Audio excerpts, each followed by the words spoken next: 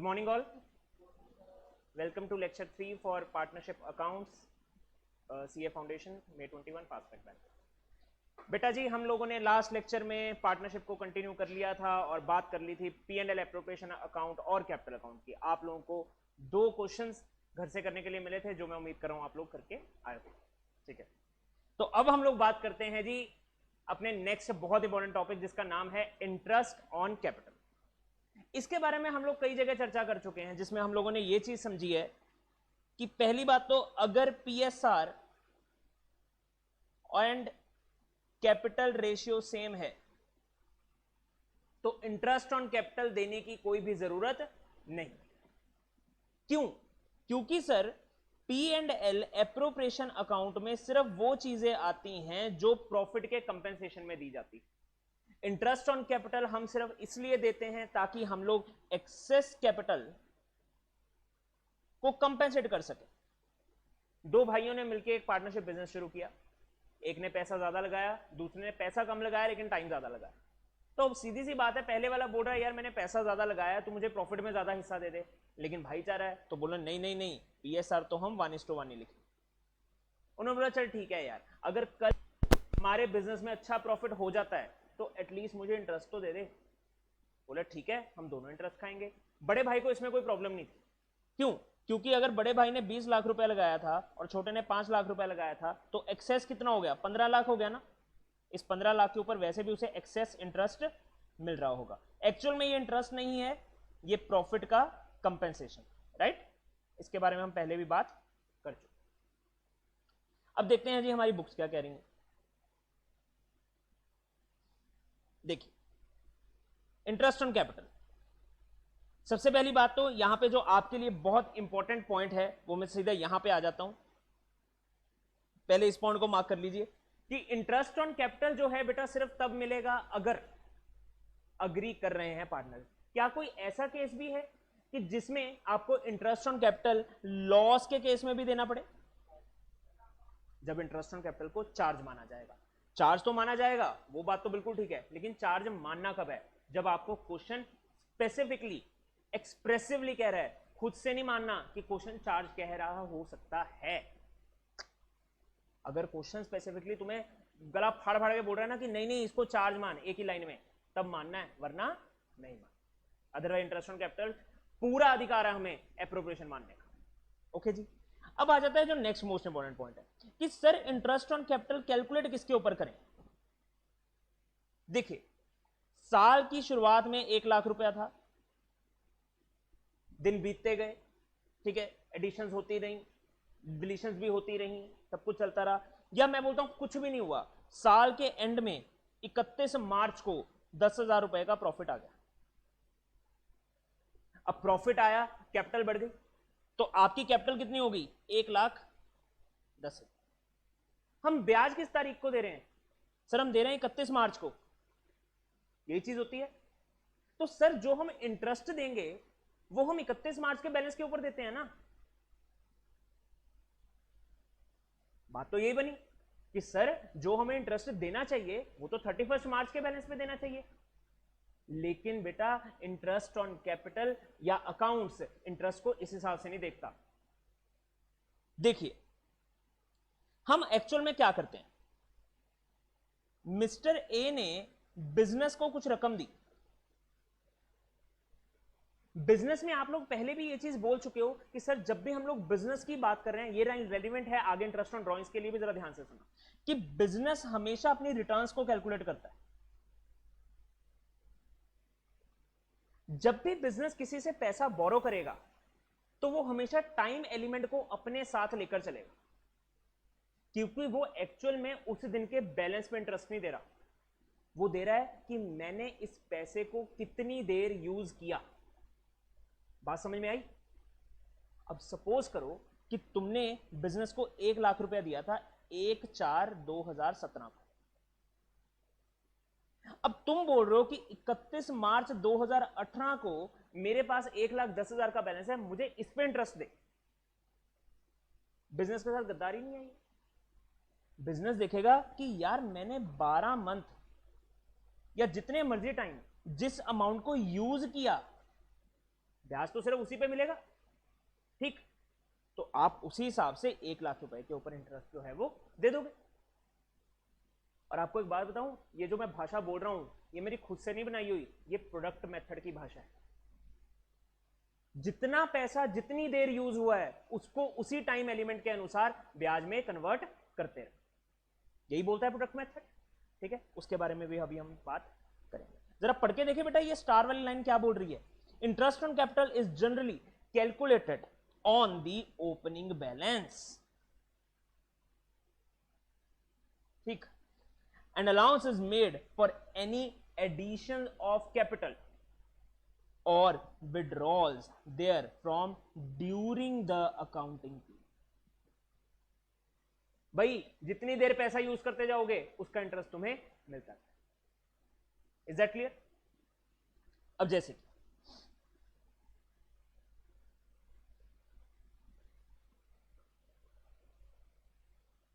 अब सपोज कीजिए आपने इनिशियली 1/4/2017 को 1 लाख रुपया बिजनेस में इन्वेस्ट कर दिया, ओके बच्चों। फिर 1/7/2017 को 50,000 और इन्वेस्ट कर दिया, एडिशन, प्लस मतलब एडिशन माइनस विड्रॉल। 1 दिसंबर 2017 को 1 लाख रुपया, क्योंकि ब्रैकेट में ही है तो अलग से माइनस डालने की जरूरत नहीं थी, तो यहां पे हो गया। अब 1 मार्च 2018 को तुमने 50,000 फिर से ऐड कर दिया।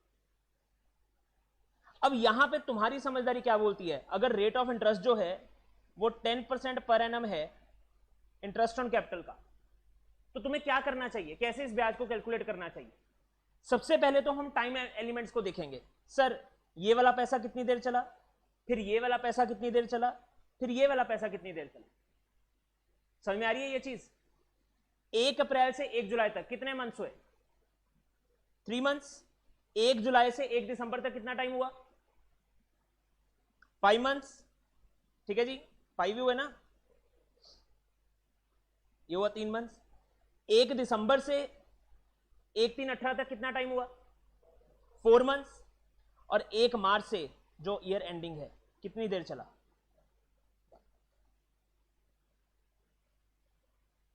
बेटा सबका इंटरेस्ट अलग अलग निकाल दो, एंड में नेट फिगर तुम्हारा इंटरेस्ट हो जाएगा। इसको हम लोग क्वेश्चंस में भी। कुल मिला के बात ये है, ये जो मैंने पॉइंट आपको दिखाना था, this is the time element.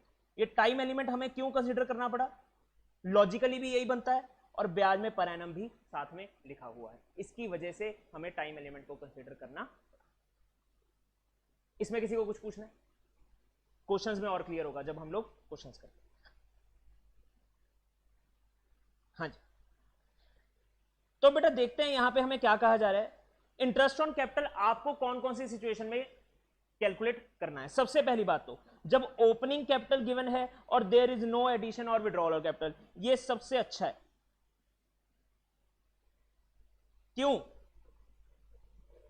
Simple, opening capital के साथ रेट ऑफ इंटरेस्ट को मल्टीप्लाई करो, ठीक, तुम्हारा इंटरेस्ट ऑन कैपिटल कैलकुलेट हो जाएगा।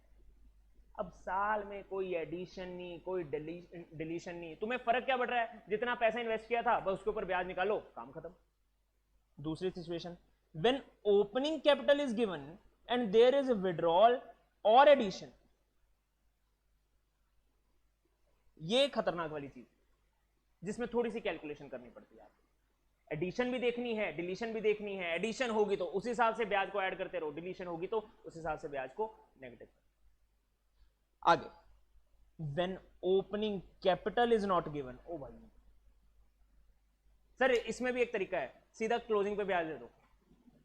नहीं, क्या करेंगे सर? देखिए हम लोगों ने यहां पे एक लाइन, आप ही ने तो स्टार मार्क करवाई, तो भूल जाते हो सर आप। देखो, interest on capital is general calculated on opening balance, ठीक, ये चीज लिखवाई थी आप लोगों को या लिखी हुई है सामने?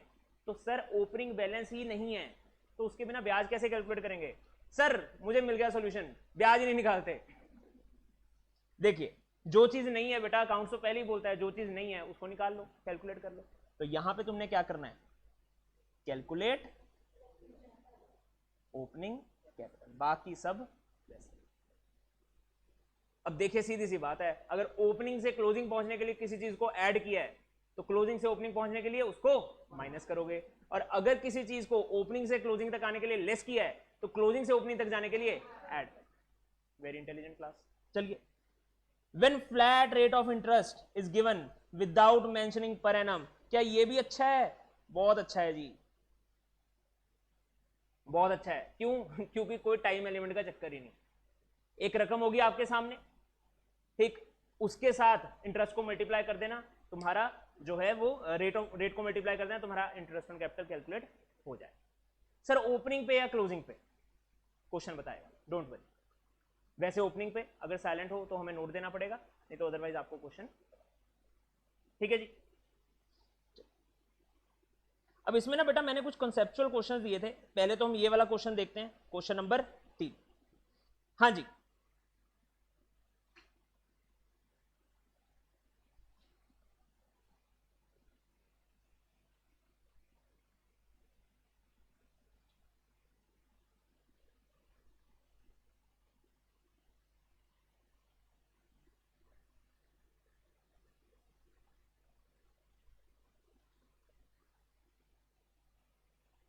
दिख रहा है जी क्वेश्चन सबको ना? अब देखिए बेटा, इस क्वेश्चन में वही चीजें करी हुई हैं जिसके बारे में हम पहले बात कर रहे थे। ठीक है, ए और बी ने बिजनेस स्टार्ट किया, ए ने इन्वेस्ट किया 10 लाख और बी ने किया 8 लाख। ए के बारे में कुछ सिचुएशन बता रखी है, बी के बारे में कुछ सिचुएशन बता रखी है। अब हमें यहां पे करना क्या है, हम लोगों को कैलकुलेट करना है यहां पे इंटरेस्ट ऑन कैपिटल। क्या रेट के साथ पर एनम लिखा हुआ है? बिल्कुल लिखा हुआ है, तो मतलब ये एडिशन डिलीशन जो है हमारी रेलिवेंट हो गई? बिल्कुल हो गई। क्या ये टाइम एलिमेंट रेलिवेंट हो गया? सर बिल्कुल हो। ठीक, तो अभी हम क्या करेंगे बेटा, आप लोगों को याद है क्वेश्चंस कैसे सॉल्व होते थे? तो अभी हम इसका सॉल्यूशन यहीं पे सॉल्व कर लेंगे। क्वेश्चन प्रोडक्ट मेथड, बेटा एक ही मेथड करवाऊंगा क्लास में, उसी को फॉलो कर लेना, क्योंकि it is not that class की जिसमें आप लोगों को मेथड स्पेसिफिकली बोला जाए कि कौन से मेथड से आप लोगों ने कैलकुलेट करना है। किसी भी तरह से कैलकुलेट करो, आंसर सेम आएगा, राइट?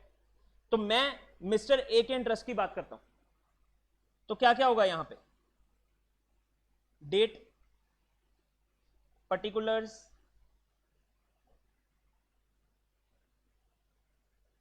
अमाउंट, मुझे और थोड़ी जगह चाहिए यहां पे, time and product. Now what is the product? Product एक सीएफ है बेटा, कॉमन फैक्टर। इसके बारे में मैंने आपको प्रीवियस क्लासेस में एक दो बार बताया भी होगा शायद, जिसमें मैंने ये चीज करी होगी कि सपोज करो अगर हमें किसी चीज का इंटरेस्ट निकालना है, अभी शॉर्ट में समझा रहा हूं, जरा समझ लेना प्रोडक्ट मेथड होता क्या है। तो हम क्या मेथड फॉलो करते हैं? हम करते हैं सर अमाउंट,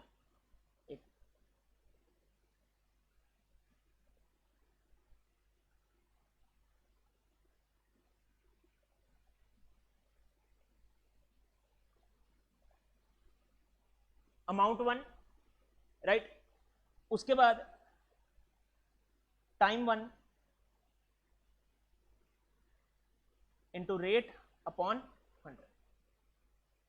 और अगर तुम्हें किसी का इंटरेस्ट साथ में ऐड करना है तो तुम क्या करोगे? फिर से वो वाली अमाउंट, उसके अकॉर्डिंग टाइम, फिर rate upon 100। Now what is common in both of these equations? Rate upon 100 and 12। तो जो चीज अनकॉमन है, अगर मैं उसको बाहर निकाल के पहले ही अलग से कैलकुलेट कर दूं और उसके बाद मल्टीप्लाई कर दूं 1/12 इंटू रेट अपॉन 100, तो क्या मेरा आंसर सेम होगा? बिल्कुल सेम होगा। तो हम बेटा यहां पे क्या कर रहे हैं, हम अमाउंट वाले कॉलम में ये वाली अमाउंट्स लिखते जाएंगे, हम टाइम वाले कॉलम में ये वाला टाइम लिखते जाएंगे, और जो हमारा कॉमन फैक्टर है उसको बाद में मल्टीप्लाई करेंगे। बच्चे बहुत उलझते हैं, सर बाद में 1/12 से क्यों मल्टीप्लाई होता है? वो इसकी वजह से होता है बेटा, क्योंकि 1/12 इज द कॉमन फैक्टर, वो बाहर निकल जाता है, मैथमेटिक्स है नॉर्मल। ओके जी, चलिए अब देखते हैं जी, मिस्टर ए के लिए हम लोगों ने ब्याज कैलकुलेट करना है बेटा, तो कैसे करेंगे? हाँ जी, तो सबसे पहले तो 1/4/2017 कितना है अमाउंट? इनिशियल कैपिटल है ये 10 लाख। टाइम वाले कॉलम में क्या लिखना है बाद में देखते हैं। उसके बाद सिर्फ एक ही बात कर रहा हूं बेटा, अभी 1 जुलाई 2017 को हुई है नेक्स्ट ट्रांजैक्शन, एडिशन हुई है कितनी? 4 लाख। उसके बाद नेक्स्ट 1 अक्टूबर को हुई है? नहीं जी, उससे पहले 1/9 को हुई है, ये रही।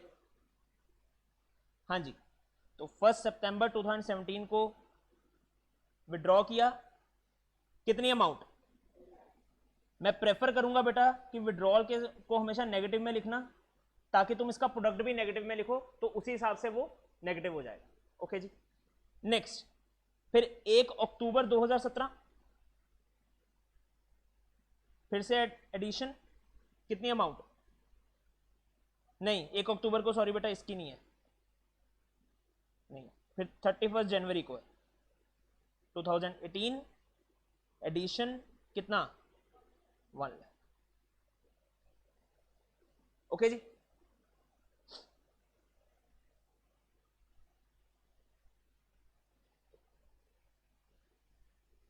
अब बेटा बारी है टाइम एलिमेंट। टाइम एलिमेंट में कोई ज्यादा दिमाग नहीं लगाना, बस इन दोनों का गैप कैलकुलेट करो और यहां पे लिखो। इसका मतलब क्या हुआ कि मैंने 10 लाख रुपया साल के कितने महीने यूज किया? सर 1 जुलाई को कैपिटल बदली है, मतलब जो 10 लाख रुपया है, ठीक है, वो कितने महीने यूज हुआ? 3 महीने। यहां पे जब मैं अमाउंट की बात कर रहा हूं तो मैं प्रेफर करूंगा आप टोटल अमाउंट लिखो, ठीक है। टोटल अमाउंट का मतलब कि यहां पे जैसे 10 लाख रुपया चल रहा है, 1 जुलाई 2017 को 4 लाख रुपया ऐड हो गया, तो टोटल कैपिटल कितनी बन गई? 14 लाख। ओके जी, 1 जुलाई 2017 से 1 सितंबर 2017 तक क्या हुआ? ये 14 लाख चला। उसके बाद क्या हुआ? 2 लाख रुपए लेस हो गए, तो यहां पे आपकी आ जाएगी कैपिटल कितनी? 12 लाख। फिर 31 जनवरी 2018 को 1 लाख रुपया और ऐड हो गया, तो यहां पे आपकी कैपिटल जो हो गई वो हो गई 13। ओके जी, तो यहां पे टोटल अमाउंट चलता रहेगा, टोटल बैलेंस चलता रहेगा कैपिटल का। तो हाँ जी, 1 जुलाई 2017 से 1/7/2017 कितना टाइम हुआ? 3 मंथ्स। 1 जुलाई से 1/9 तक कितना हुआ? 2 मंथ्स। पक्का? बिल्कुल ठीक। 1 सितंबर से 31 जनवरी 5 मंथ्स, सितंबर, अक्टूबर, नवंबर, दिसंबर और जनवरी, क्योंकि 31 जनवरी है तो जनवरी का पूरा मंथ आ गया। जनवरी के बाद बेटा कितने मंथ्स रह गए? 2। 3 वाला कौन था? कोई नहीं, कोई नहीं, कोई नहीं, ठीक है। अब नेक्स्ट काम क्या करना है? सर इन दोनों को मल्टीप्लाई, कितना हो गया जी? यहां पे 30 लाख, 28, 60 एंड 20। कितना रहा बेटा प्रोडक्ट?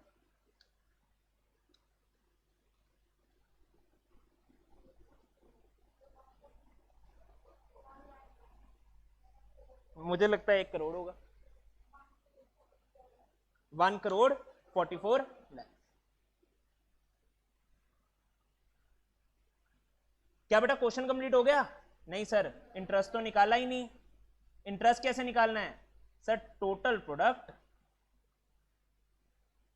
इंटू 1/12। 1/12 क्यों? क्योंकि सर ये तो कॉमन फैक्टर है और कुछ और भी कॉमन था, वो था रेट अपॉन 100।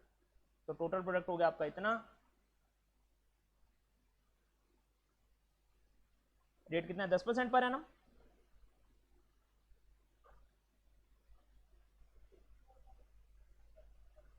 1 लाख, ये इंटरेस्ट हो गया किसका, मिस्टर ए। मेथड कई है बेटा, एक मेथड ये भी है कि जिसमें आप हमेशा डेट से सिर्फ 31 मार्च तक देख लेते हैं, वो मेथड भी सही है, हर एक से सही आएगी वो चीज। उस केस में देखिए आपने, सीधी सी बात है, हमें एडिशन और विड्रॉल के अगेंस्ट अपने इंटरेस्ट को एडजस्ट करना है। यहां पे एडिशन हुआ, अमाउंट बढ़ गई, ब्याज बढ़ गया, ठीक। यहां पे डिलीशन हुई, अमाउंट कम हो गई, उस हिसाब से ब्याज कम हो जाए। आप देख रहे हैं कि सर अमाउंट कम हुई लेकिन यहां पे तो अमाउंट बढ़ रही है, क्यों, क्योंकि टाइम एलिमेंट था। दोनों चीजों को साथ में लेके चलना, इसी हिसाब से हमेशा इंटरेस्ट कैलकुलेट होते रहेंगे, इसी हिसाब से होते।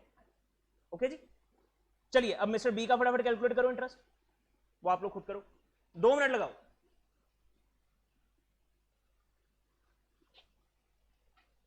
मिस्टर बी का इंटरेस्ट ये रहा।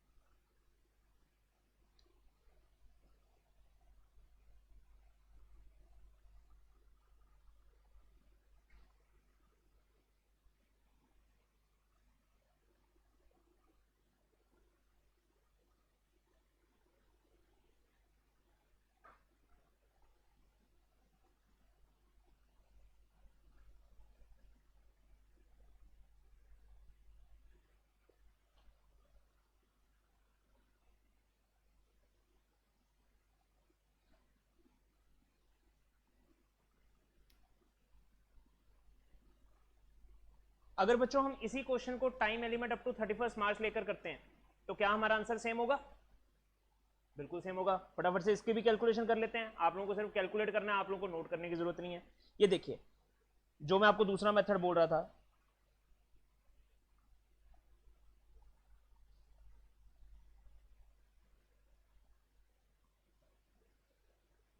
उस मेथड में क्या होगा, हमारी एडिशन कितनी थी यहां पे 4 लाख, विड्रॉल कितना था 2 लाख का, और उसके बाद नेक्स्ट है 1 लाख की एडिशन।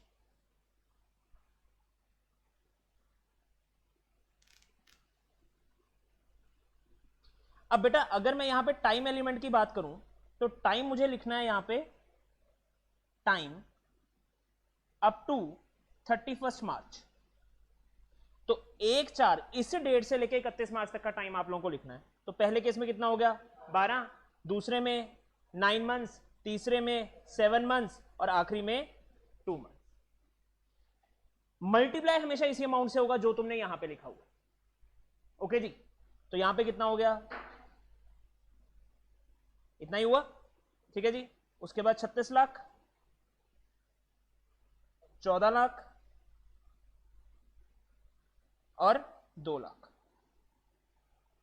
जो विड्रॉल वाला है वो नेगेटिव में जाएगा, बाकी एज इट। कितना आ रहा है बैलेंस देखना,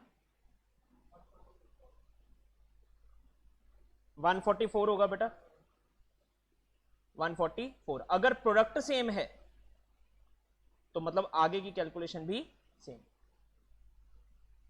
ओके जी, कोई भी मेथड फॉलो कर लीजिए। कौन सा इजी लग रहा है, मतलब बेटर लग रहा है, ये वाला या पिछला? जिसने जो किया वो उसको वो वाला इजी लगता है, ये वाला भी ठीक है, अच्छा मेथड है। चलिए अब बेटा इसके बाद थी अकाउंटिंग की बात।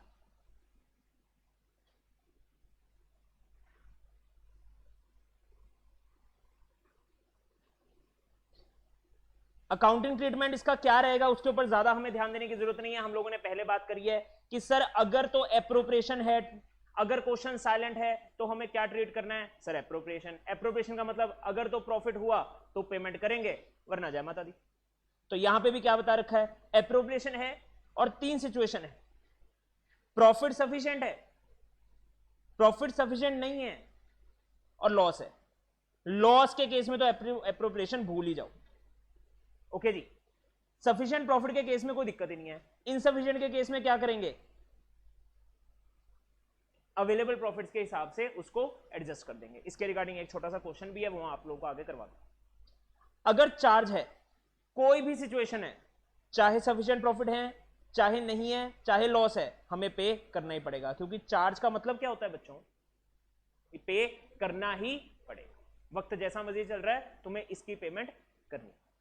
ओके जी, अब बेटा इसके रिगार्डिंग ना मैंने कुछ कॉन्सेप्चुअल क्वेश्चंस दे रखे होते हैं, आप लोगों ने शायद पहले करे भी हो, ये रहे। इसमें मिक्की और डोनाल्ड वाला क्वेश्चन है, ये बिल्कुल वैसे ही क्वेश्चन है जैसा भी आप लोग करके आए, ठीक है जी। एक क्वेश्चन में ना ओपनिंग कैपिटल कैलकुलेट करनी है, ठीक है, ये वाला कर सकते हो ट्राई, पक्का? चलो ये वाला भी गया आपका होमवर्क। क्वेश्चन क्या है, अजय और Vijay are partners in the ratio 3:2। Their capitals as on 31 March 2016 are X की 10 लाख, वाई की 12 लाख। उसके बाद ड्राइंग्स वगैरह दे रखी हैं, शेयर ऑफ प्रॉफिट दे रखा है, एडिशनल कैपिटल्स हैं, इंटरेस्ट ऑन कैपिटल है, ठीक है जी। इंटरेस्ट ऑन कैपिटल जरा ध्यान से कैलकुलेट करना है इस क्वेश्चन में, ठीक है जी। इस क्वेश्चन को मैं नेक्स्ट क्लास में डिस्कस भी करूंगा। अब आते हैं हम लोग अपने नेक्स्ट टॉपिक के ऊपर, जिसका नाम है इंटरेस्ट ऑन ड्राइंग।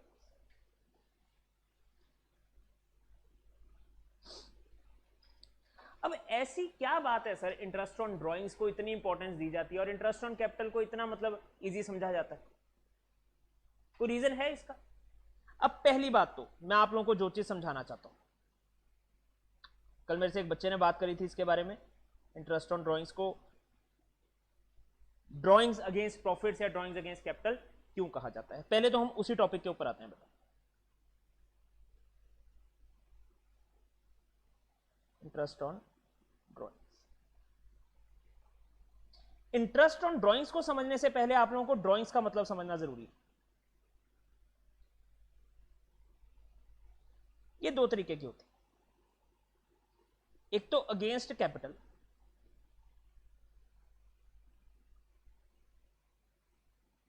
और दूसरी आपकी होती है अगेंस्ट प्रॉफिट।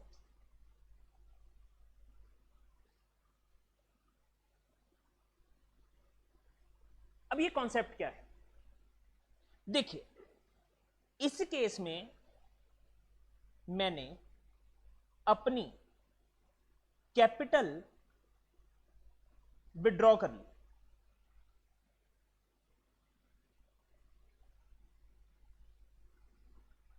अब अगर मैंने अपनी कैपिटल विड्रॉ कर ली, क्या मैंने इसका इंटरेस्ट का इफेक्ट कहीं दिया है? बिल्कुल दिया है सर। जब हम इस केस में इंटरेस्ट ऑन कैपिटल कैलकुलेट कर रहे थे, ठीक, तो वहां पे हम लोग क्या इस विड्रॉल के केस में नेगेटिव नहीं लेके जा रहे थे कैपिटल को? माइनस का मतलब क्या है, मेरा ब्याज कम हो रहा है या बढ़ रहा है? कम हो रहा है। तो दैट क्लियरली मींस कि अगर मैंने ऐसी कोई ड्राइंग्स करी हैं तो उस केस में मैंने बेटा ऑलरेडी अपने इंटरेस्ट को कंपेंसेट कर दिया है। इंटरेस्ट ऑन कैपिटल कंपेंसेट किया है। तो अगर मैंने अपना एक आता हुआ इंटरेस्ट एक इनफ्लो नेगेटिव फॉर्म की तरफ ले गया, मैं उसको विड्रॉ की तरफ ले गया, सब्ट्रैक्शन की तरफ ले गया, तो क्या मुझे उसके ऊपर अलग से ब्याज कैलकुलेट करने की जरूरत है? बेटा जी मैंने आपको 10,000 रुपए ब्याज देने थे, मैंने 2,000 रुपए काट लिए, क्यों? क्योंकि आप पैसे पहले ले गए। तो क्या मैं 2,000 रुपए अलग से भी लूंगा आपसे? क्या ये सही समझदारी बनती है? गद्दारी नहीं है ये, अकाउंट तो गद्दारी करता ही नहीं है। तो सर ये किस बला का नाम है? अच्छी भली जिंदगी चल रही थी हमारी। सुनो जी, अगेंस्ट प्रॉफिट। बेटा जी अब प्रॉफिट साल के किस एंड कब जाके कैलकुलेट होते हैं? 31 मार्च। मतलब मैं बोल देता हूं ईयर एंड। हम क्या करते हैं, हम हैं फर्म के क्या पार्टनर्स, सब पार्टनर्स हैं हम लोग, ठीक है। अब क्या हो रहा है, फर्म के हम लोग पार्टनर्स हैं, ठीक है। हमने ये डिसाइड किया कि चलो फर्म के खर्चे तो चली जा रहे हैं, हम घर के खर्चे ना पूरा साल नहीं करते, सीधा 31 मार्च को करें। कोई आपको हाउस होल्ड प्रोडक्ट्स लेके आने हैं, राशन वगैरह लेके आना है, कहीं घूमने जाना है, हम सारा काम करेंगे कब? 31 मार्च को। एक दिन रख लेते हैं, या 1 तारीख। पूरा साल ना कुछ खाएंगे ना कुछ करेंगे। हजम हो रही है बात?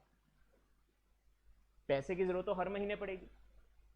तो हम क्या करेंगे, हम एवरी मंथ और व्हेनेवर रिक्वायर्ड एक अमाउंट को विड्रॉ करते रहे। अब ये अमाउंट हम बिजनेस से क्या कह के ले रहे हैं? हम बिजनेस को बोल रहे हैं देख भाई साल के अंत में भी तूने मुझे प्रॉफिट देना ही था, मैं थोड़ा सा पहले तेरे से पैसे विड्रॉ करवाता रहता हूं, है तो मेरे ही है ना। लेकिन सर यहां पे ना एक कॉन्सेप्ट हमारा वायलेट हो जाता है, वो कौन सा है? Business entity. जो बोलता है कि बिजनेस और ओनर अलग अलग है,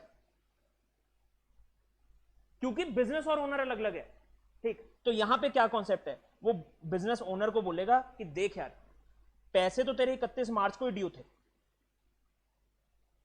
तू जितना पहले विड्रॉ करता रहेगा मुझे इस पीरियड का इंटरेस्ट देता है। क्या लॉजिकल बात करी बिजनेस है? ये इंटरेस्ट किस अमाउंट के ऊपर है? ड्राइंग्स के ऊपर। ये ड्राइंग्स किसके अगेंस्ट हैं? प्रॉफिट्स के अगेंस्ट। इसी वजह से बेटा इसे बोला जाता है ड्राइंग्स अगेंस्ट। समझ में आई ये बात? सुना नहीं? समझ में आई? अब देखते हैं इंटरेस्ट ऑन ड्राइंग्स के कॉन्सेप्ट में क्या लिखा हुआ है।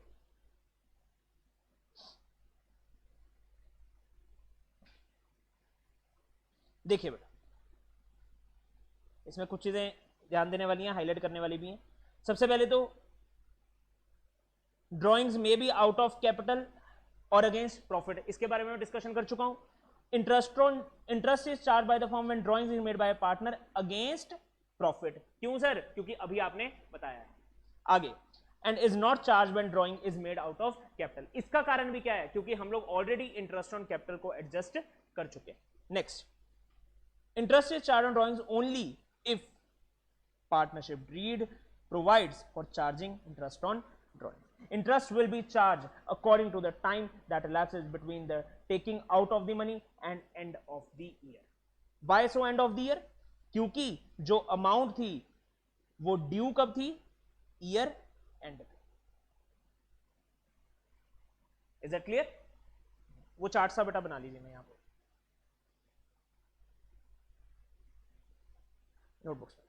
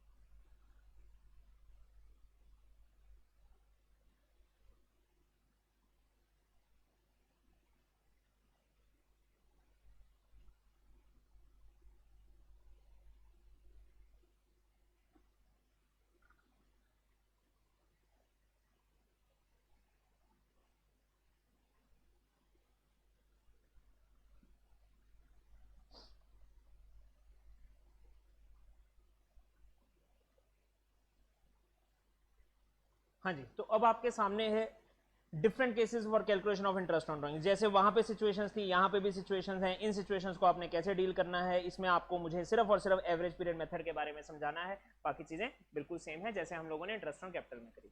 तो देख लेते हैं बेटा. सबसे पहली बात तो है कि unequal amount is withdrawn on different dates. अगर ऐसा कुछ भी हो रहा है, ठीक, तो इस केस में आप क्या फॉलो करेंगे? प्रोडक्ट मेथड, वही जो अभी थोड़ी देर पहले हम लोगों ने किया. ओके जी. अनइक्वल अमाउंट्स हैं, मतलब पता ही नहीं लग रहा कब कौन सी अमाउंट विड्रॉ होगी, तो सबसे सिंपल तरीका है प्रोडक्ट मेथड. प्रोडक्ट मेथड बेटा यूनिवर्सल मेथड है, हर जगह अप्लाई हो जाएगा, कोई ज्यादा सोचने की जरूरत नहीं है सर यहां पे लगेगा नहीं लगेगा. प्रोडक्ट मेथड है क्या? नॉर्मल इंटरेस्ट कैलकुलेशन से एक क्रक्स निकाला हुआ है. कब लगेगा? जब रेट ऑफ इंटरेस्ट सेम हो, वहीं पे लग सकता है. और टाइम तो हमेशा डिवाइड बाय 12 ही रहेगा. अगर डेज में है तो 365 और 366 और 360 अगर क्वेश्चन में मेंशन है तो. ओके जी. चलिए दूसरा, uniform amount is withdrawn eight uniform time interval. ये वाला बड़ा अच्छा केस है क्योंकि इसके लिए हमारे पास क्या है? एक छोटा सा शॉर्टकट. तीसरा, total drawings are given with per annum interest rate. इस केस में क्या करना है? इस केस में आपको 6 मंथ्स का इंटरेस्ट जो है वो कैलकुलेट कर देना. ऐसा क्यों? केस समझ में आया? ये वाला केस 3 कि आपको टोटल ड्राइंग्स दे रखी हैं और साथ में आपको per annum rate of interest दे रखा है, और यहां पे साथ ही में पर एनम को अंडरलाइन भी किया गया है, हम हाईलाइट करेंगे। क्यों बच्चों, समझ में आई ये चीज?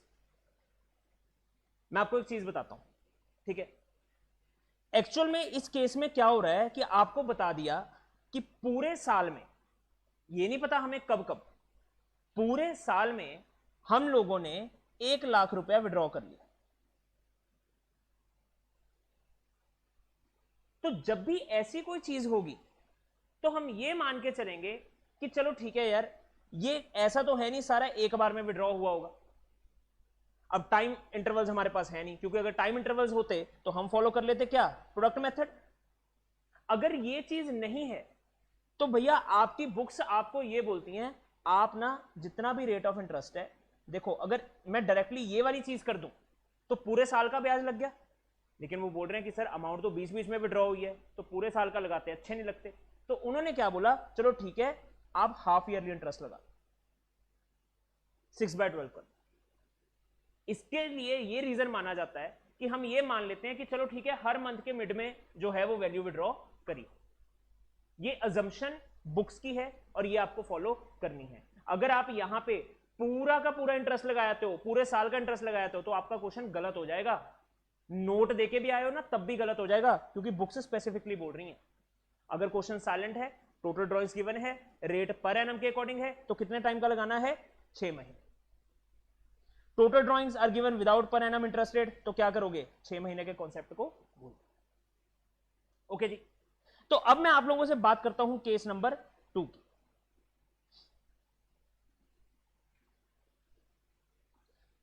हाँ जी, यहां पे हमारा कॉन्सेप्ट शुरू हो रहा है बेटा एवरेज पीरियड मेथड।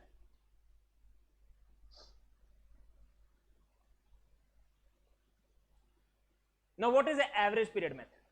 इसकी पहली बात है तो 2 कंडीशंस हैं। कंडीशन 1,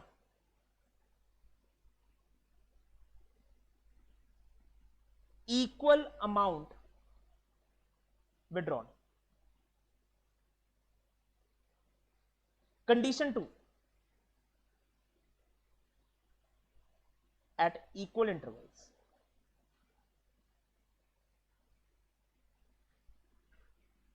इक्वल बोल लो, यूनिफॉर्म इंटरवल्स बोल लो, ये भी प्रोडक्ट मेथड की एक उपज है, जिसमें आप लोगों को यह चीज बताई जाती है कि देखो भाई अगर तुमने इक्वल अमाउंट विड्रॉ करी है और इक्वल इंटरवल पे करी है, लाइकवाइज तुम 2000 रुपया विड्रॉ कर रहे हो at the end of every month,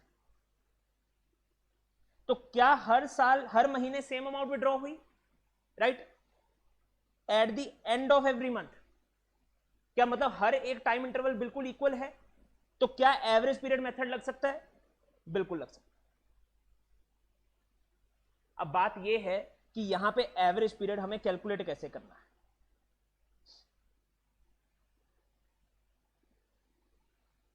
time left after first drawing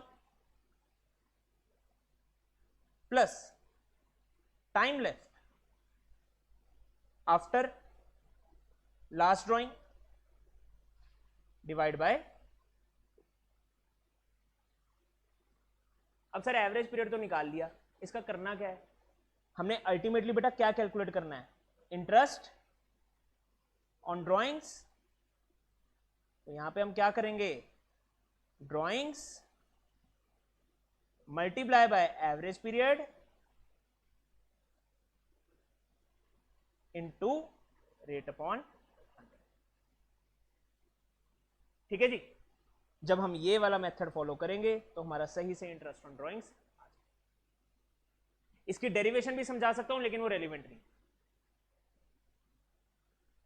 average period क्यों निकाला जा रहा है? देखिए बेटा ये एक शॉर्टकट तैयार किया गया है, ठीक है। शॉर्टकट इसलिए तैयार किया गया है ताकि आप लोगों को एक एक अमाउंट का अलग से इंटरेस्ट ना निकालना पड़े। अब लाइकवाइज अगर हम लोग नॉर्मल चीज मान के चले तो क्या करेंगे? जैसे अगर आपकी फर्स्ट ड्राइंग जो है वो 30 अप्रैल को हो रही है, तो व्हाट विल यू डू, आप 30 अप्रैल से 31 मार्च तक की उसका इंटरेस्ट निकालेंगे, ठीक।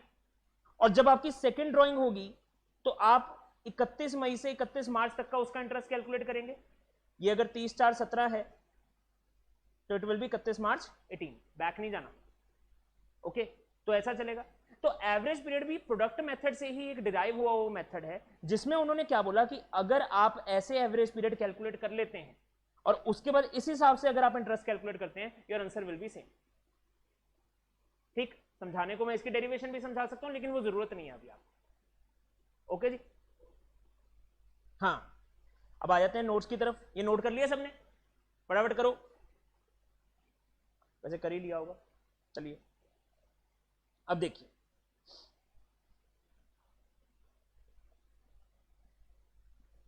आप लोगों ने सिर्फ ये टेबल याद करना है, याद तो क्या करना है, सिर्फ समझना है इसको। अब देखिए बेटा, fixed amount is withdrawn on the first day of every month. अब देखो, जब मैं फर्स्ट डे की बात कर रहा हूं तो मतलब जो मेरी फर्स्ट ड्राइंग हुई होगी वो कब हुई होगी, 1 अप्रैल को, और लास्ट कब हुई होगी,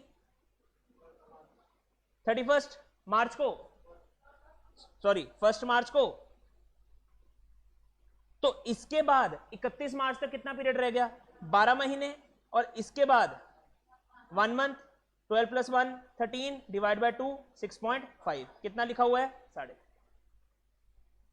सिर्फ क्वेश्चन की लैंग्वेज को समझना है, ओके जी। एवरेज पीरियड ऐसे ही कैलकुलेट होगा। अब कोई भी आ जाओ, यहां पे आते हैं नंबर 4 पे। Fixed amount is withdrawn in the beginning of each quarter, quarter का मतलब डिवाइड बाय 4, ठीक। डिवाइड बाय 4 मतलब 12 महीने, तो हर 3 महीने के बाद नया क्वार्टर शुरू हो जाता है, ठीक है।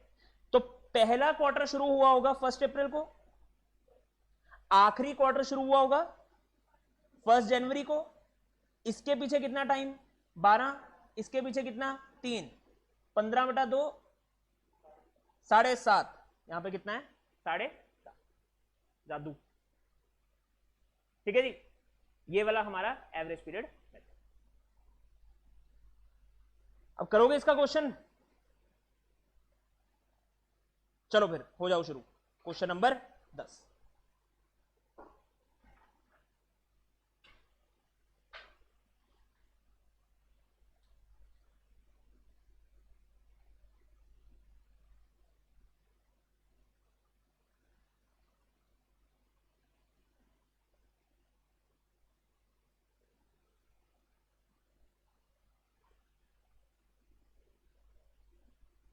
क्या बेटा, रेट ऑफ इंटरेस्ट जो है वो पर एनम है, राइट। और टोटल ड्रॉइंग्स गिवन है 24,000, तो ब्याज कितना निकलेगा सर, 24,000 इंटू 10% इंटू 6/12। शाबाश, इंटेलिजेंट बच्चे।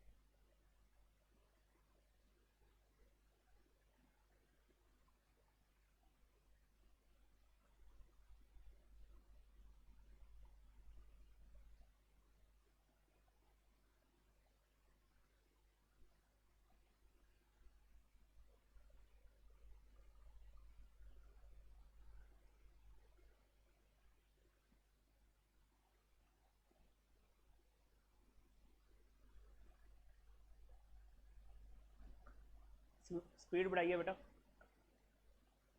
4 मिनट है आप लोगों के पास ये पूरा क्वेश्चन सॉल्व करना, जल्दी।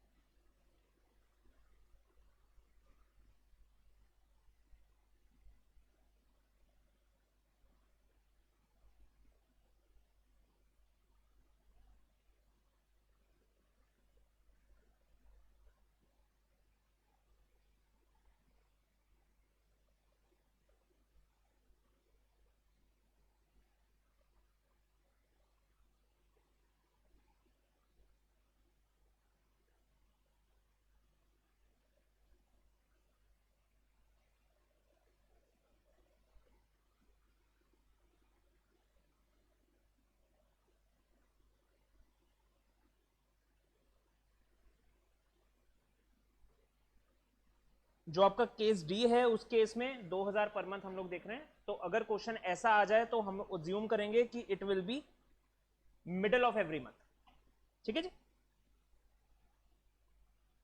Assumed to be middle of every month. उसका कारण क्या है, फिर वो 6/12 भी बन जाएगा।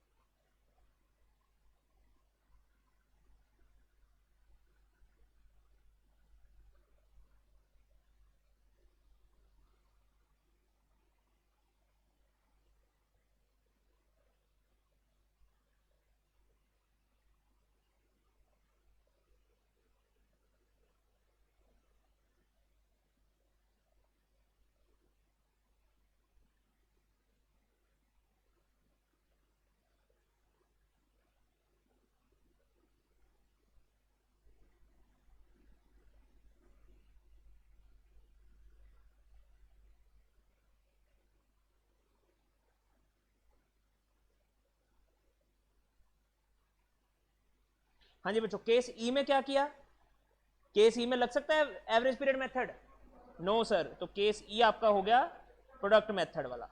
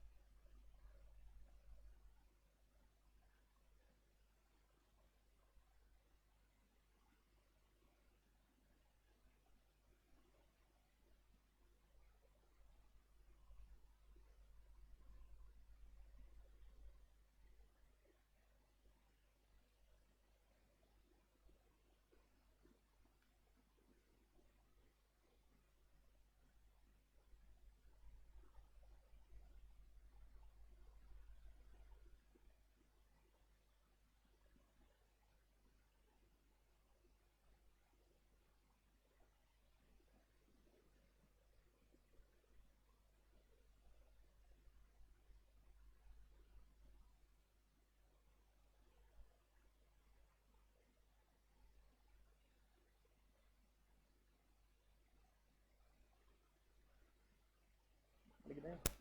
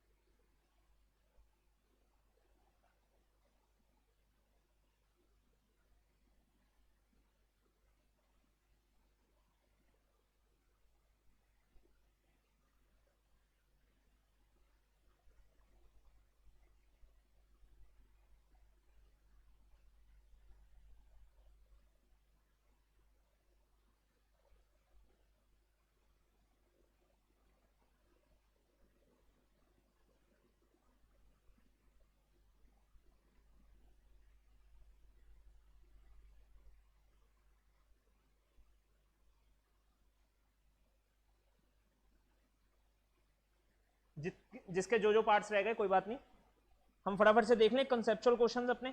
क्या उसमें कोई ऐसा क्वेश्चन है जो आप कर सकते हैं? ये वाला क्वेश्चन करना,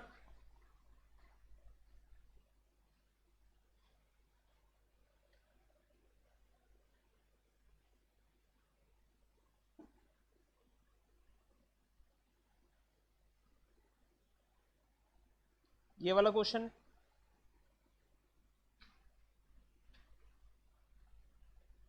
और ये वाला ऐसे पार्ट कवर हो ही चुका है, तो it is just a formality, आप लोगों को इस क्वेश्चन को भी कंप्लीट करना है।